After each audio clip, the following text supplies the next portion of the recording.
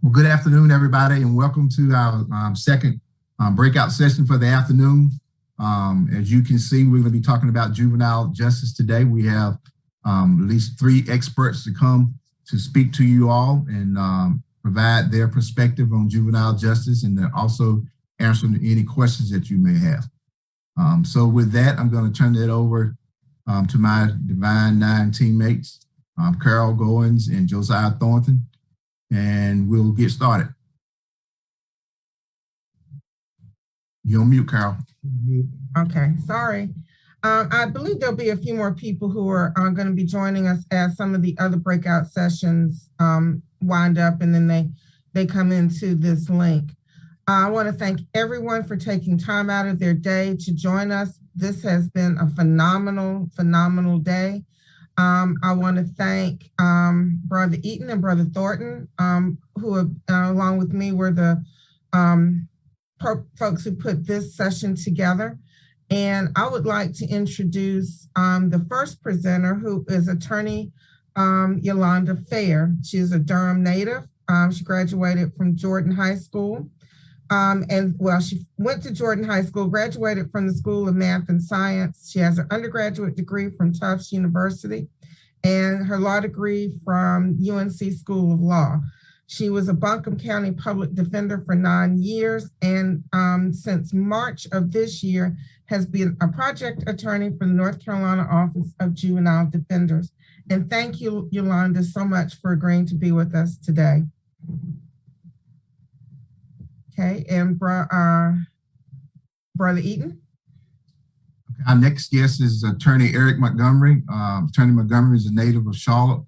He graduated from West Charlotte High School. Then he attended North Carolina Central University, graduating cum laude with a Bachelor of Arts degree in political science. Then he obtained his Juris Doctorate degree from Marquette University Law School. He has also served as Assistant General Counsel for Bank of America and also the Flagstar Corporation, which we all know as Denny's restaurant. He's now the owner of the Montgomery Law Firm in Charlotte, where he specializes in employment and business law. He's also, as he's coming to us today, serves as a commissioner for the Post Relief Supervision and Parole Commission. And lastly, and most importantly to me, and Brother Williams, he's my fraternity brother, a member of Omega Psi Phi Fraternity Incorporated. Glad to be here. Glad to be a part of this process and share my thoughts and do what I can to help the citizens of this state. So thank you. The third speaker we have here today is Sergeant Richard Williams of the Greenville Police Department. He has served with the Greenville Police Department for 21 years. During this time, he has served as a parole officer, major crimes detective, their officer, and school resource officer. And he now serves as a sergeant over the Community Outreach Police Athletic League, which is PAL, and the Cops and Barbers program. He is married, has 2 twin sons that are both second lieutenants in the United States Marine Corps, hoorah. And of course, he is a proud member of the Omega Psi Phi Fraternity Incorporated. Welcome, Sergeant Williams. Thank you all for having me. It's nice to be here and some good work going on. So thank you all for inviting me to speak on behalf of my Cops and Barbers program. Thank you to all of our speakers. And also I'll mention that all of the breakouts are going to be being recorded, and other folks will be, because we've gotten several requests in the chat for asking, are these going to be recorded? Because some people had to go to work, some are in other sessions, but I expect that all of these will be viewed at some point later on. But trying to keep us on schedule, I'll start with Attorney Fair. And Attorney Fair, during your time as a public defender here in Buncombe County, you did a lot of work representing juveniles. So if you can talk now about some of the initiatives that the North Carolina Office of Juvenile Defender is working on to help stop the school to prison pipeline that disproportionately affects African-American Americans in general and African-American males more specifically. Yeah, thank you, Carol. Thank you all again for having me. It's a great honor to be here. What I'll say is I am pretty new into my role at the Office of a Juvenile Defender, but prior to joining the office, I was a public defender, and a big portion of that was representing youth, and that's where my passion lies. I participated in the UNC Youth Justice Clinic before that. And I think what I'll say is, just having been in the courtroom in that role, what you see a lot is kids who have come from situations, sometimes where family isn't the best, sometimes the community life isn't the best, sometimes they don't have the best role models in their particular environments. And I think part of what we do is equip attorneys throughout the state to be better advocates for their clients, to tell their client's story. One of the role of a defense attorney in juvenile court is very similar to the role of that in the adult criminal system, and that we're the person that's standing in front of the judge, communicating our clients' wants, desires, but really their stories to the court. But more specifically to Carol's question, what I've noticed in my time in this field is that Black youth in particular, Black male youth in particular, are the folks who we're seeing most in the system. I think the last data that I looked at said that about 66% of detention admissions, so juvenile detention centers, are of Black youth. And that's a big percentage of that we're seeing. One of the programs that I think is a really neat program is the School to Justice Partnership Program that's promoted by the Administrative Office of the Courts, as well as local jurisdictions. But that program involves stakeholders from counties, law enforcement, the court systems, as well as defense attorneys, prosecutors as well, to try to keep school-based offenses in schools, and only the most egregious cases will make it to court. And so they're trying to put in policies and procedures where if this is the youth's first time getting in trouble, maybe that can be handled in the school. If it's the second or third, maybe it can be handled in the school versus being brought to court. The initiative was started by then Chief Justice Beasley, but has been continued by the current administration as well, by Chief Justice Newby. And a lot of counties have implemented it, but it's still being rolled out in other places. But that's one of the programs I would highlight. I also think a lot of the community-based programs, I know that Officer Williams is going to talk a lot about his program. In Asheville, there are similar programs.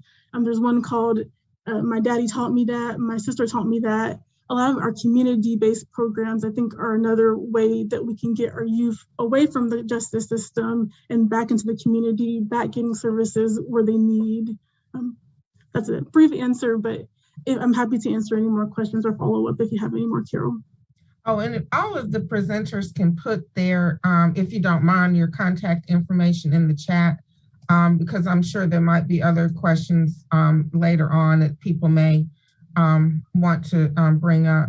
But my next question for Attorney Fair is, can you discuss some of the gaps in services in the more rural areas? As you know, we've talked about in the bigger cities, the bigger counties, there tend to be more community-based programs, more therapists, more counselors, more all of that, but sometimes not in the more rural areas.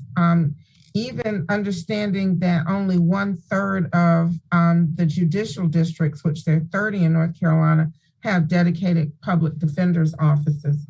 They farm out those court-appointed cases to attorneys in private practice.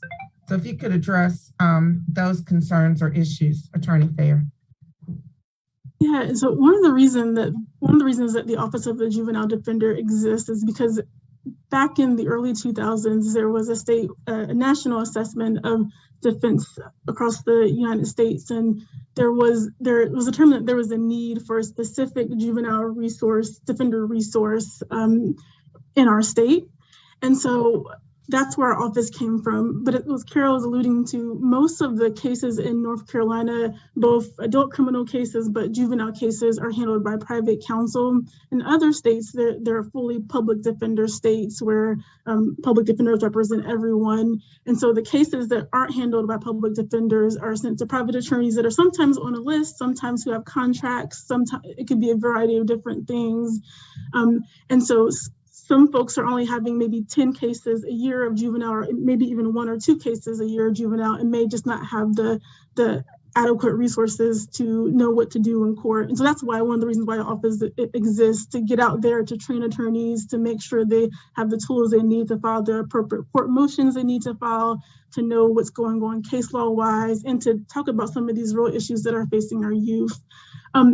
One of the other things I would just mention is the Department of Juvenile Justice and Delinquency Prevention, DJJ, in North Carolina, provides funds to all 100 counties in North Carolina that go into something that's called the Juvenile Crime Prevention Council. And that particular body then funds local community programs. Every county in North Carolina has one. And so I would recommend folks learning a little bit about what theirs is doing in their county. And you can sit on that board if you're interested in it as well. And you can help delineate what services this pool of money funds in your county. But that's where a lot of counties' monies come from. In Buncombe County, we're really lucky that we have funds from our county that goes into community programs, but every county doesn't have that. And so a lot of their funding is coming from the Juvenile Crime Prevention Councils. And my last question for Attorney Fair is just so people can understand a little bit of the differences between representing juveniles in the criminal justice system, which is now 18. Juveniles go up to the age of 18, but district attorneys do have some discretion with 16 and 17-year-olds in more violent crimes.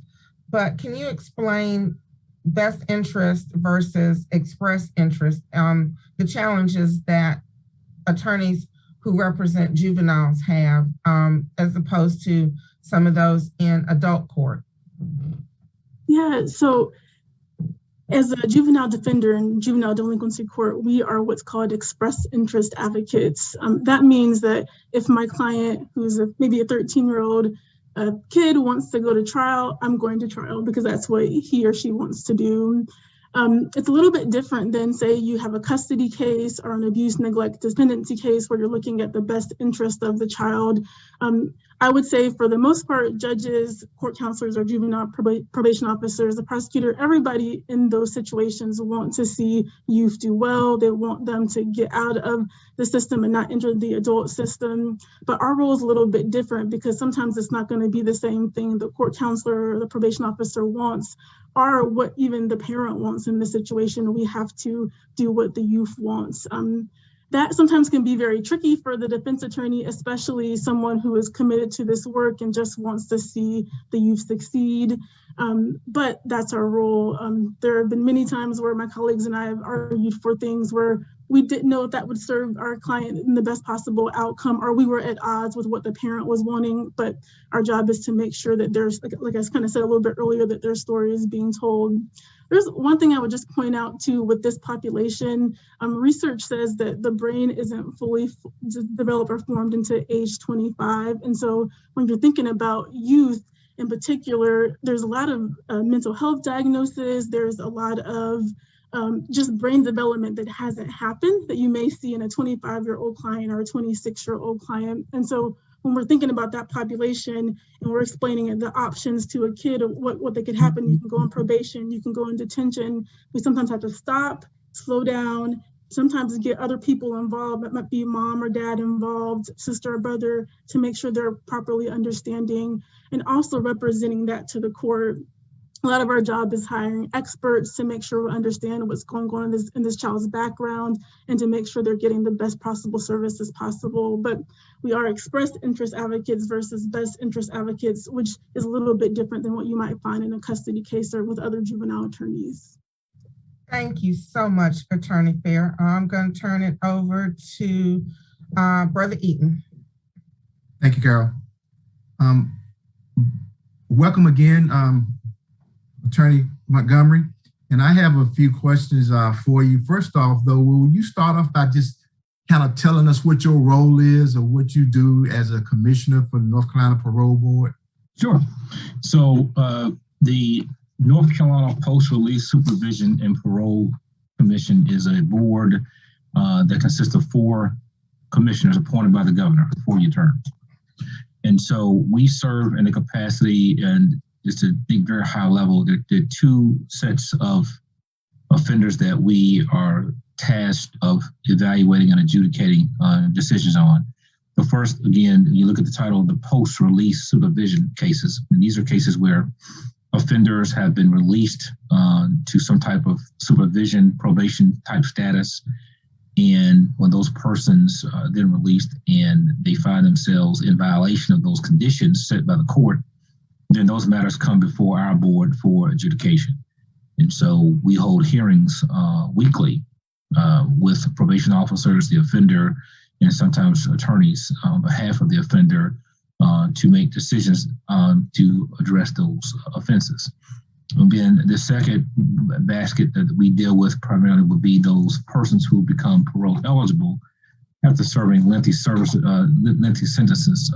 in our penal system to make decisions about whether or not those persons should then be afforded the opportunity to be released, and sometimes on certain kinds of contracts that put them out to get homework plans and things of that nature prior to a full release.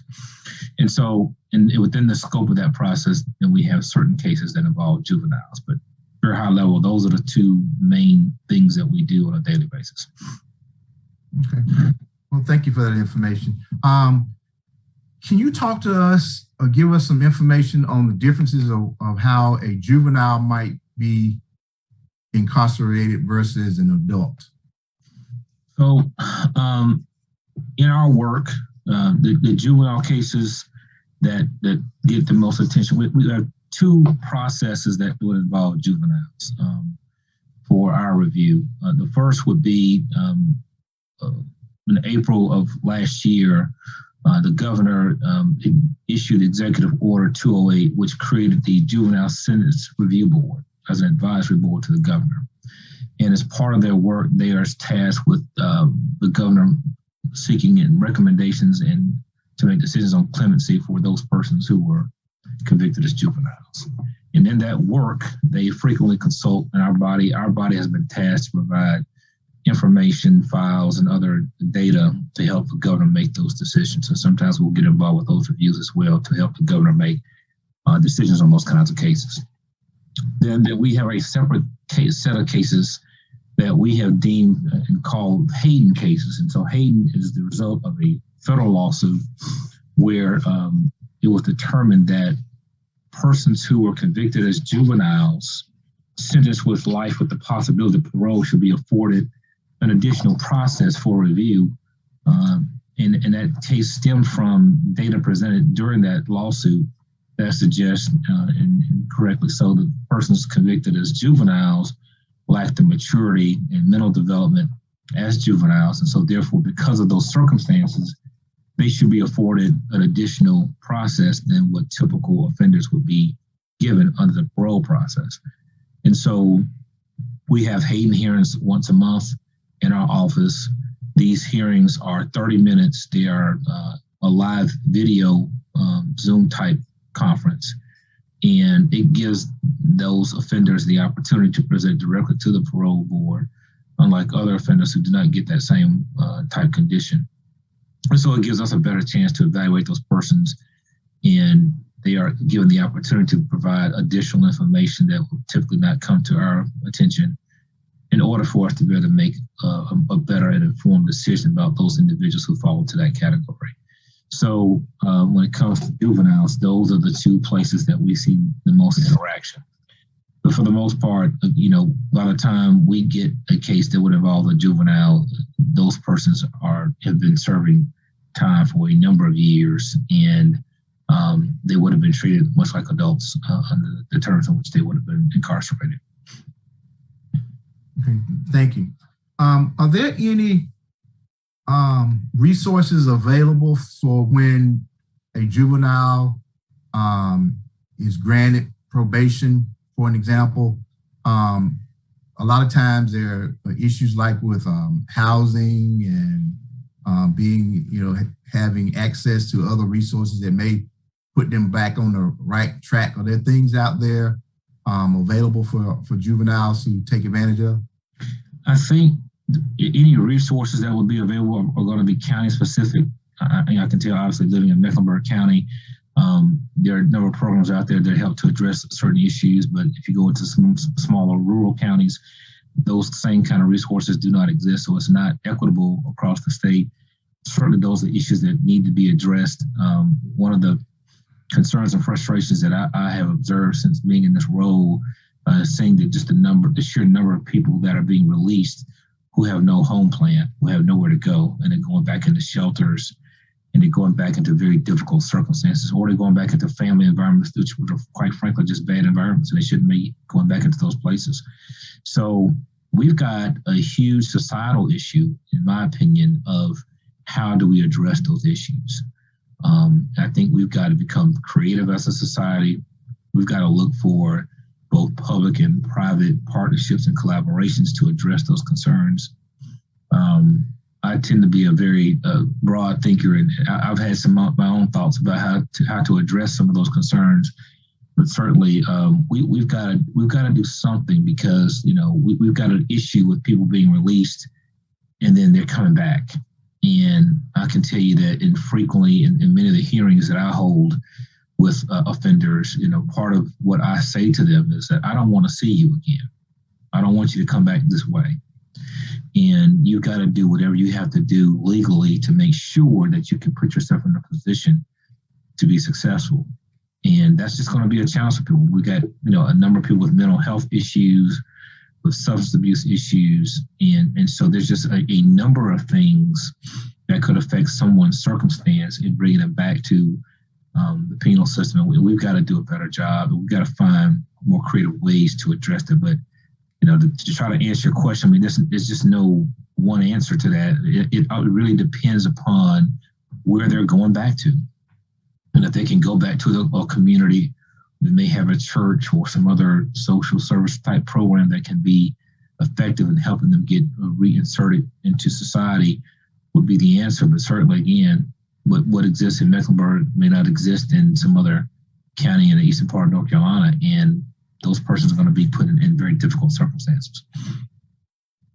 Thank you. And my last question is Attorney Fair mentioned that a lot of times the brain isn't fully developed until you're age 25 or 26 years old. So even some of us may have made some decisions that we regretted later. When we have juveniles that do that, and sometimes those crimes or offenses can be expunged, what does that process look like? Well, so the expungement process doesn't really come to our attention. I mean, certainly, when I was handling those kinds of cases in private practice, those typically involve first-time offender and low-level type scenarios. I mean, unfortunately, the crimes that we see are very serious in nature, and frankly would not be eligible for an expungement. These people have been mostly convicted of murder, second-degree murder, rape, very, very heinous crimes. And so those types of crimes are just not going to be on the expungement ladder that will be before our review. But certainly, every county has programs in place to address low-level type offenses and to try to help people be put back into situations where if they do community service, those matters can be cleaned off their record and they can start fresh. And certainly, I've helped a number of youth in our community in this area to participate in some of those programs so they won't be punished for the rest of their lives for mistakes they made when they were 17, 18 years old. And so they exist, it works. And certainly, we just got to do a better job of making sure people understand. But then there are certain crimes that are expungable, and there have been a number of efforts along the way. I know that the local Black Bar, the John Slater Bar in Charlotte, we have held expungement clinics from time to time to help get the word out. They've had some changes in the expungement laws in the last several years, which have expanded the number and types of cases that can be expunged. And so we have to do a better job just continuing to push that message out so people can make sure they can take advantage of those opportunities, because they do exist, and you have to have access to the information and get involved to make it happen. Thank you. You hit on something else that Carol and I was talking about. Is you all know she's an attorney also. We were talking about like sex offenders, yes. Like when they are out or released or on parole, how that affects them. Because I was asking her, I said, so if a sex offender gets out and he wants or she wants to get a job, where do they go to work? I mean, if they can't be around 16, 17-year-olds You can't even go to McDonald's, I would think, or wherever to get an opportunity because of things like that. Yeah, that's a very good point. I mean, that's a very special population, and there are a number of hurdles and difficulties that exist within that population of persons who have had those types of convictions. And so, there are employers out there, certain kind of jobs they can become employed with that does not put them in harm's way, or certain, but they got to be careful about not just only jobs, but where they live and making sure they're not close to a school or other places where children may be located, daycare centers and things like that. And then, we see more difficult circumstances where a person has children. And so, they're convicted of these sex crimes and they're released. And then they got a girlfriend with 3 kids. And their restrictions sometimes will prevent them from living with those persons that they love and their families. And so it's a very challenging circumstance with persons with those kinds of backgrounds. And so, we're forced to make some tough decisions along the way in our work to address those kinds of conditions. And so it's a problem. And certainly, I think, again, as a society, we've got to find ways to try to address those matters and really make sure that people, once they're released, they're put into a circumstance where they can have success and not find themselves back under the heavy hand of the law. Thank you very much.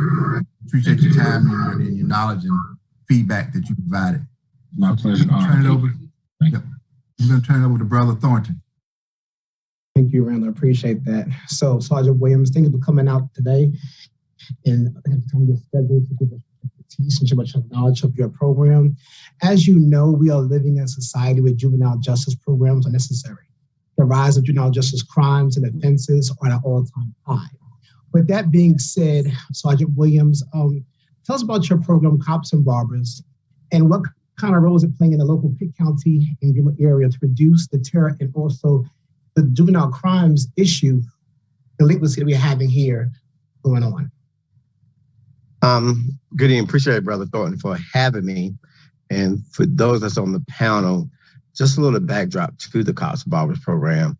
The first Cops and Barbers program was actually initiated in Charlotte, North Carolina, where the now Sheriff Gary McFadden, who's with the Charlotte Mecklenburg PD, him and a barber up there, Lucky, formed the Cops and Barbers program simply because of what they saw going on in the communities when we had the rise of Eric Brown. And so we was the second in the nation to capitalize on this. And the premise behind the Cops and Barbers program is to really bridge that gap between disadvantaged communities and law enforcement by really engaging them on things that affect their community. Here in Greenville, what we did was we have monthly rap sessions to try to build that credibility and legitimacy with that community, where we talk about a host of issues that may be affecting that community. Of course, some of those are, we tell our clients about, what to do when you stop by law enforcement. We give out brochures about know your rights. But the main thing is that we really see a bunch of quality of life issues that these communities are lacking from. Some of the simple as, detapilated homes where, we have homeowners who who does not stay in the area, but they have homes here who's either boarded up and is used for crime. And so now we're able to come in through some of these rap sessions and hear these concerns. And now we get the use of our resources, whether it's through code enforcement or whatever we may have at the disposal of the city of Greenville to help, that community advance as far as things that's going on. And so we utilize the relationships with the barbers, with their clients, to really foster that relationship as far as how we can address things in the community. With me, because I do so much stuff in the community, from being a resource officer and doing the POWER program, is that a lot of people in the community know me already. And so they use that relationship to call me when things are going on. But more importantly, from a law enforcement perspective, we're trying to get other officers to go into these barbershops to get to know the people in that community and enact some of the tough questions that's going on in our community. And so it's been very helpful because we've actually, been able to get kids help as far as whether it's coming from, like I say, getting in trouble in school, parents not really knowing where to go when their kids have been undisciplined and stand out past curfew. And so we really just try to utilize all the resources we have to really help the families in those communities as far as dealing with their kids and the juveniles. So it's been phenomenal. We launched it in 2016, and we've done some great work here in Pitt County and Greenville. Thank you so much, Sergeant Williams. So to add to that, I've been very fortunate and blessed to work with your program, been a participant with your program, and also been a speaker at your program. You're doing a good work here in Pitt County and Greenville. I know our respective organizations, Iota Phi Theta and also Megas, have done good things together. And this is a good segue. Now, I want to ask, so connecting the clients and the local residents who may not always have a positive rapport with law enforcement, how does the diversity of law enforcement staff and personnel help make a shift in reconnecting to a healthy relationship with juveniles in the community? Well, with anything, especially in law enforcement, you need to be a reflection of the community that you serve. And some of the things that we talk about in some of these rap sessions is what are we doing, to help our diversity issue within the department. For us in Greenville, we're fortunate because we have a diverse hiring committee. I know for years growing up, we're coming up through the ranks. It may be one or two, African Americans sitting on these hiring boards, which is important as far as when we're trying to get candidates in to hire. Now we have a diverse sector of officers from our department that goes through training and then sits on these hiring boards. Myself personally, I try to sit on as many as I can because to me, I feel like it gives me an edge in trying to hire the officer that I think would fit not just the department, but our community. One of the biggest things for the Cops and Barbers programs that not only that, we've actually been able to utilize people in the community to sit on our hiring boards. Brother Eric from Young Vision Barbershop, he actually sat on a hiring board where, we bring in outside entities, different officers from different departments, but it's important to have local representation sitting on these boards because they are the ones in the community. So he's been actually able to sit on a hiring board and see the details as far as the inner workings behind the scenes and what we go through to hire officers. And so he actually had a voice into people getting promoted and getting hired with us. And so I think that's very important in your department because you have to be a reflection of the community that you serve. Another big tool that we do get to use is that we get to use the barbershops as a way to promote, our hiring process whenever we are hiring. So you got a young man that's coming out of high school that's 18, about to be 19, is looking for a career.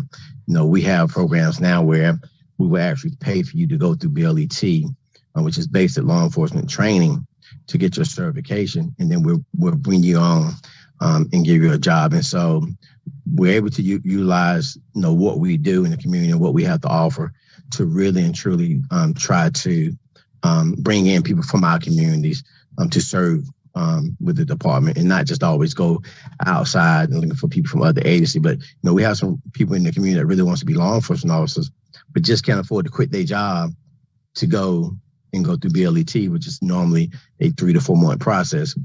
They don't have the flexibility to do that. So with us being able to now at least sponsor people to pay them to go through that, we're actually getting people from the segments of the community to actually come in and work with us.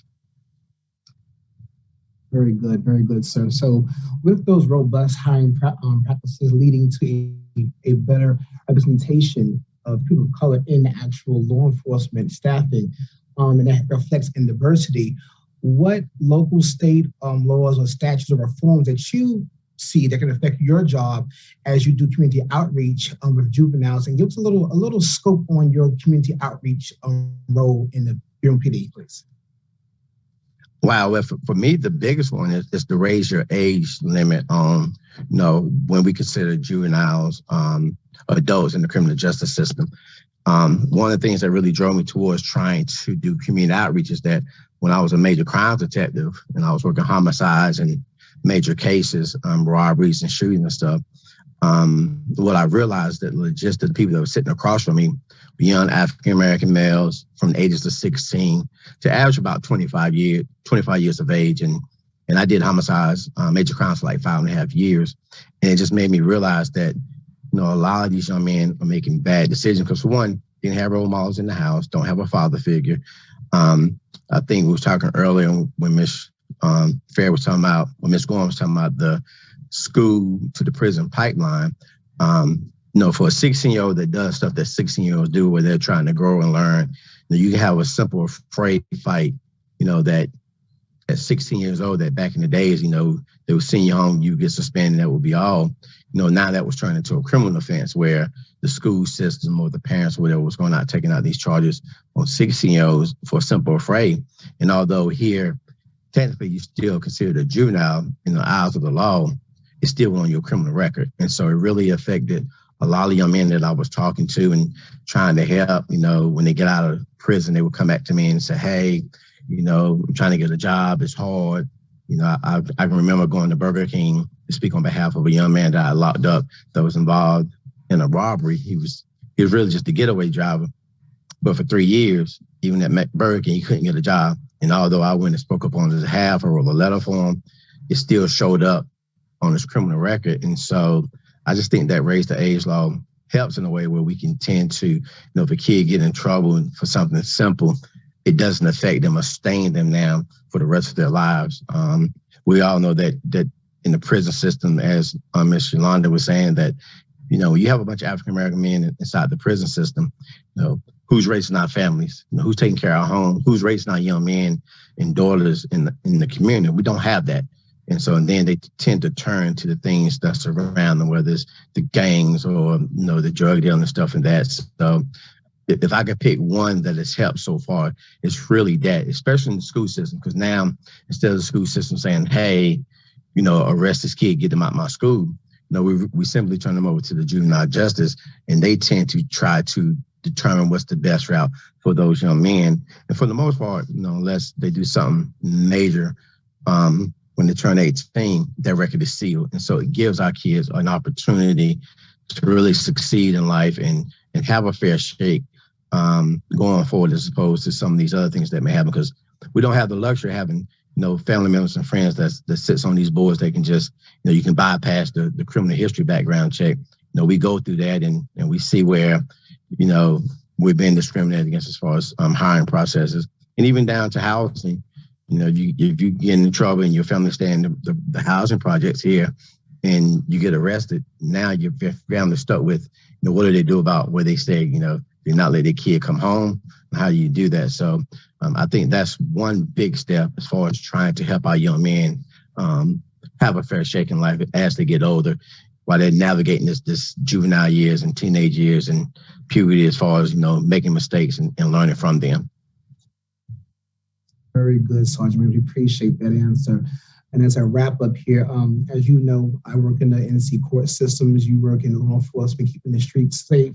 I want to ask you this. What are some proactive ways and measures we can help a better knowledge to serve the juvenile issues in all communities? And I made this question, not just the African-American community, but also all marginalized communities, people of color, the LGBT community, and most of all, the indigenous youth is another sector of demographic of people that are also suffering as well. So, Sergeant Williams.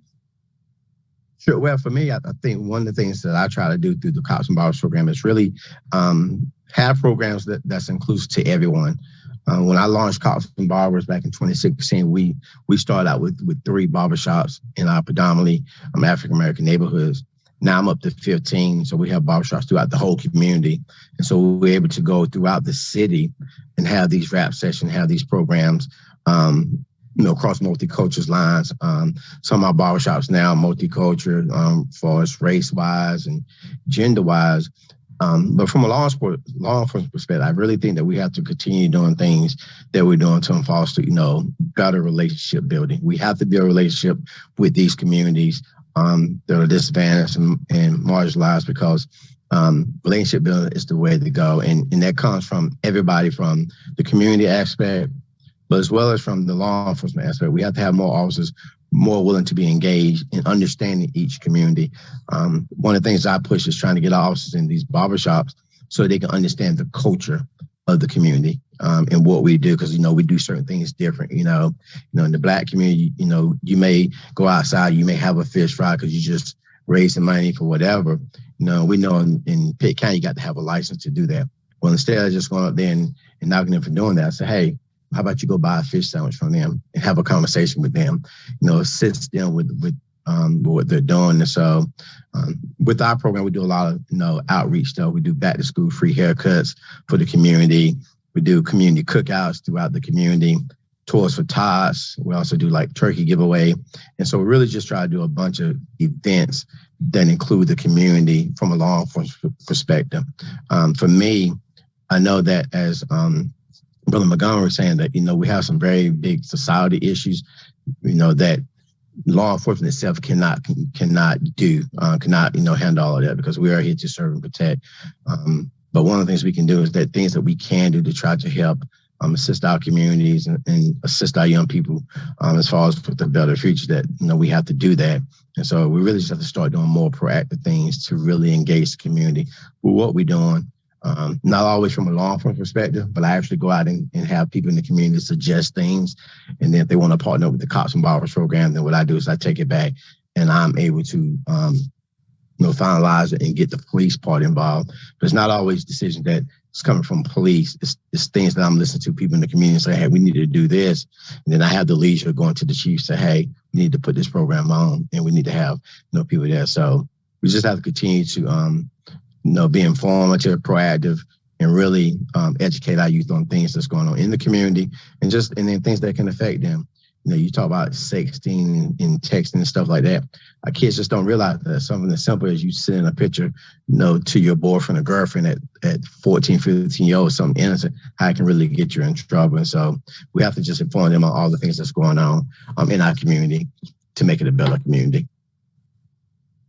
Sergeant Williams, thank you so much. So we appreciate your time and your dedication to your program and to also making the juvenile issue, more corrective today. I yield back over to Sister Goins at this time. I just cannot thank our speakers enough. Brother Montgomery, Brother Williams, Attorney Fair, you have given us some wonderful, wonderful information. Thank you for your service to our community, because it's obvious that the things that you do are not just careers, but they're labors of love that you give back to all of our communities. So thank you again, and thank you for your time today. I do see a couple of questions in the chat. I think Phyllis Johnson had a question. If Ms. Johnson her mic can be open so she can ask that one.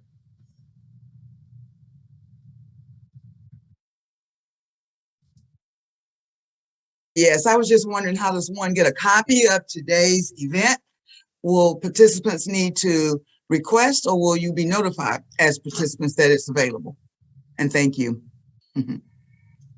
It is being recorded, and we will send that information out. I am not the tech person, but I know that it is all being recorded and will be made available, because there were 4 total breakout sessions, and so you would only able to attend 2, and others wanted to attend, more than 1. So that will be made available. I'm just probably not the person to ask.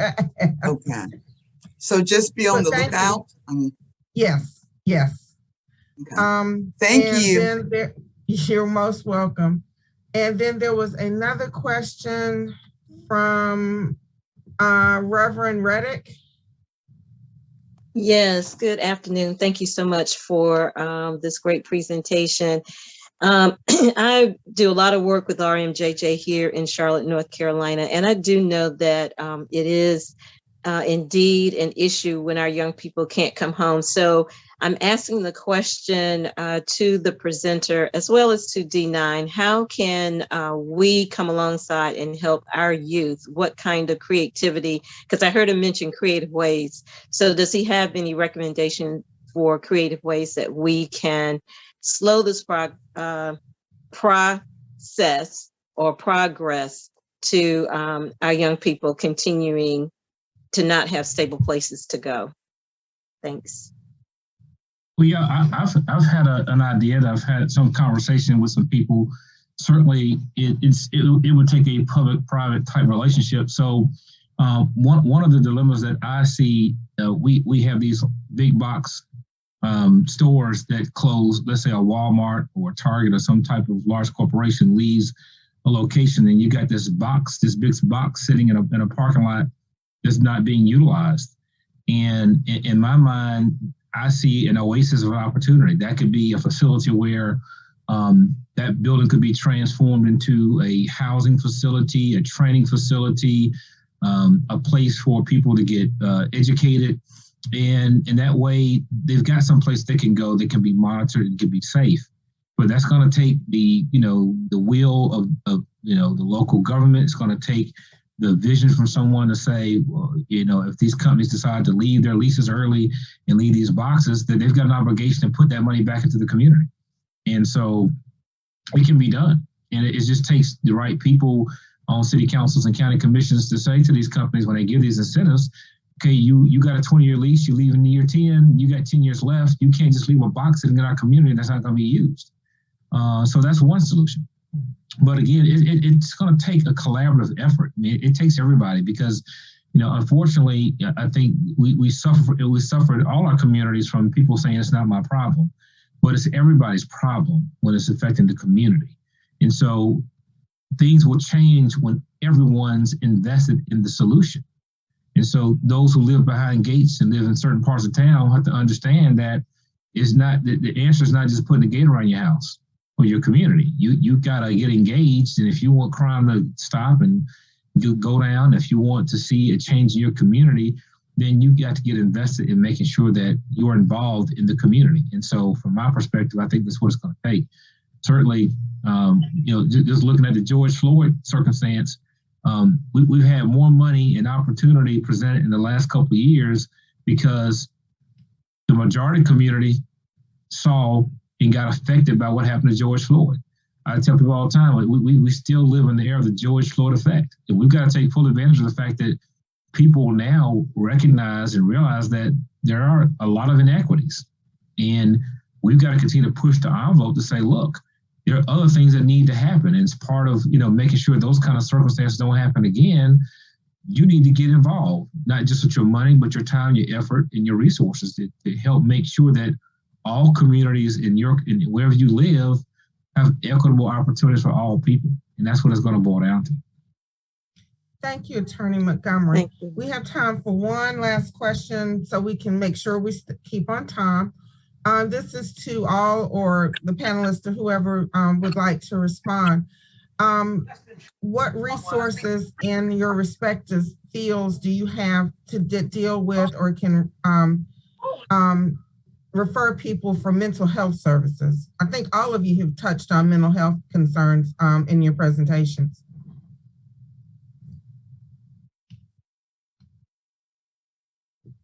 I don't have a specific resource. I just, again, I think what's important is to understand what's in your community. Every community has resources that are there. The faith community has resources.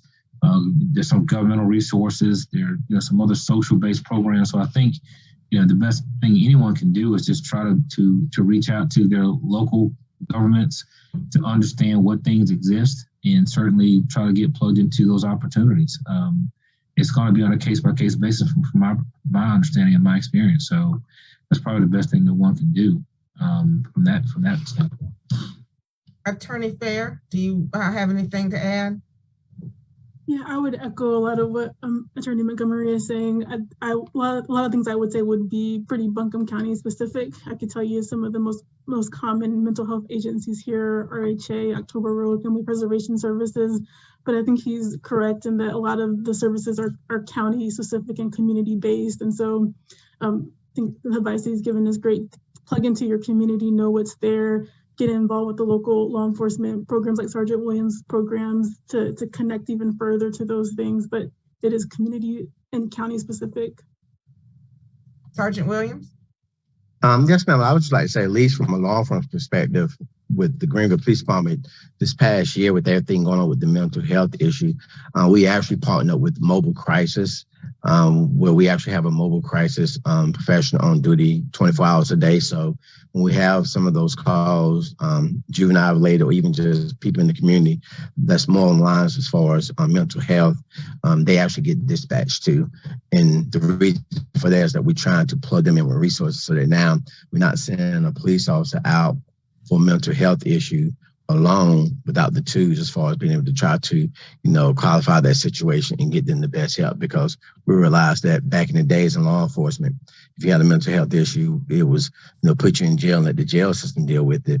Well, that's not so the case right now, because that still doesn't, resolve the issue, because when they get back out, they still have those same issues and they was never plugged into getting the resources. So at least from a law enforcement perspective right now, we do have that aspect where we actually partner with the mental health agency here to assist officers when they go to these calls to try to put people in contact with resources. So that's just one step in our community. But again, as a whole, there's going to be, city by city, county by county, but it is an issue that we must address.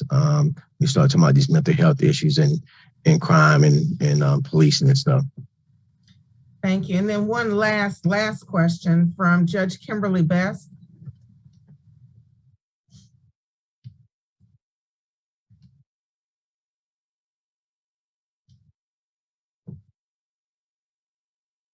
Was there a question from Judge Best? Hi, can you hear me? Yes, we can. You guys, I apologize. Yes. I am actually driving from conducting court in the mountains. I wanted to just piggyback on what Brother Eric Montgomery said, and to just note as far as what D9 can do. I want to give, as a certified juvenile judge, I want to offer three opportunities or three thoughts. One, start focusing on at-risk youth, and not just the youth who receive A's and B's in school, and specifically formulate programs that focus on our justice-involved youth. Two, when I was on the Juvenile Crime Prevention Council and was chair of the Juvenile Justice Subcommittee here in Mecklenburg County in Charlotte, there is a program out of DC, and you all can research it. It is called they call them the drop-in centers. And a sister in DC, who is a member of Delta Sigma Theta, I'm a member of Alpha Kappa Alpha, actually went to Congress and was able to have this particular program implemented, and it has been very effective at reducing recidivism. It is a program similar to what Brother Eric Montgomery was talking about. And this is where you have these locations throughout the city. And when your youth is suspended from school, they go to this drop-in center. They teach culinary art skills, homework. They teach more than culinary art skills. They have technical skills and other skills that the youth can take with them, so that if they're out of school, then they have other things to do. Or if there are justice-involved youth, they have some place to go to deal with their community service, because the youth are also required to conduct community service within that particular jurisdiction. So I just want to throw those two things out there and say that when I brought that idea to our DOJ, our Department of Juvenile Justice at the time, it was met with resistance. And so it sounds like the time is right to maybe reinvent that idea. Eric Montgomery, you have my number. And let's make it happen. And D9 all across North Carolina, you can make it happen, because they listen to us and we have the numbers. I'm going to give you a call. Let's make it happen. Thank you, Judge. Those are excellent points. And again, we're trying to keep everybody on track. This has been a very wonderful day. Again, I cannot thank you all enough. I can't thank Brother Eaton and Brother Thornton for all the hard work you've done to bring this session together. And if everybody wants to go to the main link, we'll have a brief closing. Again, thank you and have a wonderful, wonderful rest of the day. Goodbye, everybody. Thank you all. Thank you.